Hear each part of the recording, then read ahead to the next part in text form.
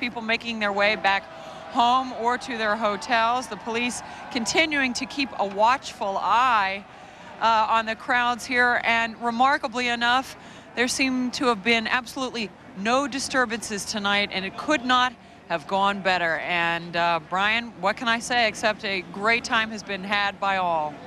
Lori, thank you, and agreed here as well. And it's important that we repeat for viewers joining us every moment, absolutely no computer glitches of any consequence, no kind of any other incidents also across the country. We have nothing of consequence to report at this hour. This is what it was like. Let's listen.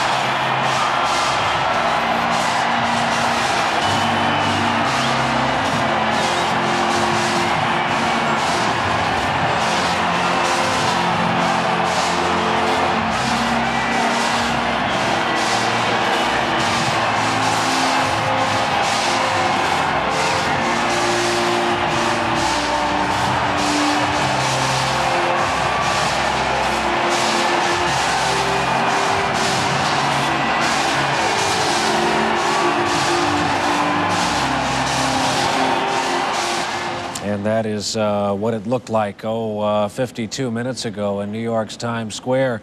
Having just said a moment ago that we had no news of consequence to report, an item has reached our radar screen here that qualifies in the category consequence from Islamabad.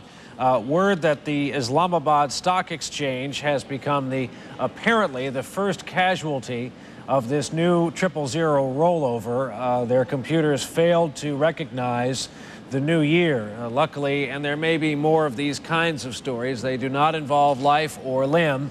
They are the kind of story that will create a little havoc. It'll be temporary and it'll be fixed, but that is what we are reporting, because it's all we know at this hour from Islamabad. The stock exchange has apparently become the first casualty of all this.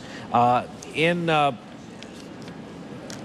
just being told now that we may have some possible dial tone problems around the Washington, D.C. area. I can tell you that in the northern New Jersey, New York metropolitan area, that would include New Jersey, New York, Connecticut, New York's Long Island, there are no telecommunications problems whatsoever. These kinds of things may happen, and for example, the inability to call right away from the Washington area could be the famous problem of volume. Just as calls go up during halftime of the Super Bowl, on major holidays, and after the first of the year, this could be what we're seeing. So the headline at this hour is the same headline that we've been reporting all evening, and that is that there's no incident to report, terrorist or otherwise, in any of these 50 states or nations overseas that we're aware of. No computer glitch that we have to report either. As we look at some of the thinning crowd on the floor of New York's Times Square, let's listen into what's left.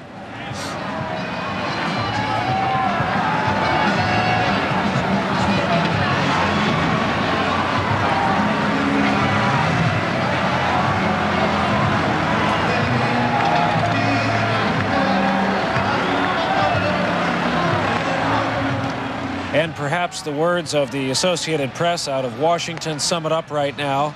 This is a quote: "Americans jubilantly greeted the dawn of the 21st century with fading concerns over a computer glitch that once threatened to disrupt everyday life.